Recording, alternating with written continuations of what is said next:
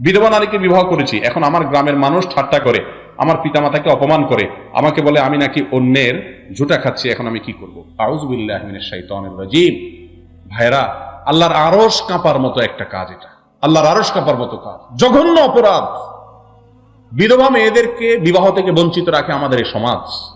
তারা বিয়ে বসলে তাদেরকে দোষ দেয়া হয়, আবার তাদেরকে কেউ বিয়ে করলে তাদেরকেও দোষ দেয়া হয়। সমাজের যে মানুষগুলো এই কাজগুলো করেন, এই মানুষগুলো আল্লাহর জমিনের সবচেয়ে নিকৃষ্ট মানুষগুলোর মধ্যে একটা। কারণ লিমা তুহাররিমু মা আহাল্লাল্লাহু লাক, বিধবাকে বিয়ে করা জায়েজ আছে না হারাম? আমার নবী করিম সাল্লাল্লাহু আলাইহি সাল্লাম বিধবা বিয়ে করেন নাই। সাহাবীদের বড় একটা অংশ দেখবেন যে বিবাহ বিচ্ছেদ হয়েছে অথবা স্বামী মারা গেছে, সেই মহিলা বিয়ে করেছেন। বরং কোন পুরুষ যদি কোন বিধবা নারীকে এই উদ্দেশ্যে বিয়ে করে যে আমি তার আশ্রয় হলাম, অভিভাবক হলাম, আল্লাহর কাছে সে বিশাল বড় সওয়াব পাবে, আজর পাবে। মনে রাখবেন, কোন সমাজে কোন নারী বিধবা হলে সবাই মিলে তাকে বুদ্ধি পরামর্শ দিয়ে বিয়ের ব্যবস্থা করে দিবেন। আমাদের সমাজে এগুলোকে খারাপ মনে করে, যারা খারাপ মনে করে তারা গুনাহের মধ্যে লিপ্ত আছে, মনে রাখবেন। কারণ বিধবা এক সময় ঠিকই তার একজন অভিভাবকের দরকার হয়। বিয়ে ছাড়া কয়দিন থাকে, কয়দিন বাপ ভাই দেখে, এক সময় ঠিকই সে বুঝতে পারে যে তার বিয়ে বসা দরকার ছিল। এই জন্য এলাকার গণ্যমান্য লোকদের কর্তব্য এই সমস্ত মহিলাদের বিয়ের ব্যবস্থা করা। আর পুরুষ সাথে বিয়ে করেন, সব হবে। যারা ঠাট্টা করছে তারা গুনাহগার হবে।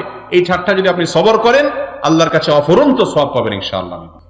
আমি অনার্স দ্বিতীয় বর্ষের ছাত্র, আমার বয়স 22 বছর। আমার মনে হচ্ছে আমার এখন বিয়ে করে ফেলা উচিত, নতুবা আমি মারাত্মকভাবে ফিতনায় পড়ে যেতে পারি। তাই মাকে এই বিষয়ে জানানো হলে মা বলল, এখনই কি, আরো তো সময় আছে, এখন আমার কি করা উচিত? সব জায়গায় গেলে কি ইচ্ছাকৃতভাবে এই প্রশ্নগুলো আমার হাতে তুলে দেন কিনা আমার বুঝে নাই। আপনারা এত বাছাই করে আবার এই যে আমি তো দেখি নাই, ভাই ঢুকে দিচ্ছেন, আমি দেখলে তো উত্তর দিতাম না, কারণ এই প্রশ্ন উত্তর সব জায়গায় দিচ্ছি। অনেক সময় যুবকরা বলেন, হুজুর একটা আমল শিখাই দেন, দোয়া শিখাই দেন, যে দোয়া পড়লে মা বাবার দিল মোমের মতো গরম হয়ে তাদের বিয়ে করে দিবে।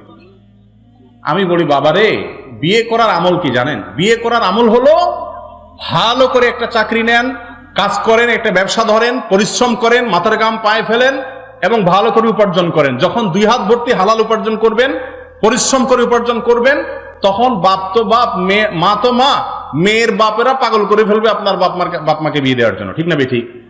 এখন অনেক পোলাপাইন আছে, কাজ কাম করবে না, চাকরি বাকরি করবে না, শুধু হুজুরের কাছে দোয়া নিবে, কোনাকুনি যায় বিয়ে করে ফেলে না। অনেক ছাত্র আছে বলে, হুজুর পরীক্ষার সময় হুজুর একটু শিখে দেন, দোয়া শিখে দেন, যাতে পরীক্ষা সহজ হয়ে যায়। সারাদিন পড়বো না, পাবজি গেম খেলবো আর ওই দোয়া পড়ে পরীক্ষার হলে জিতে যাবো। এই 2 নম্বর ইসলামে নাই।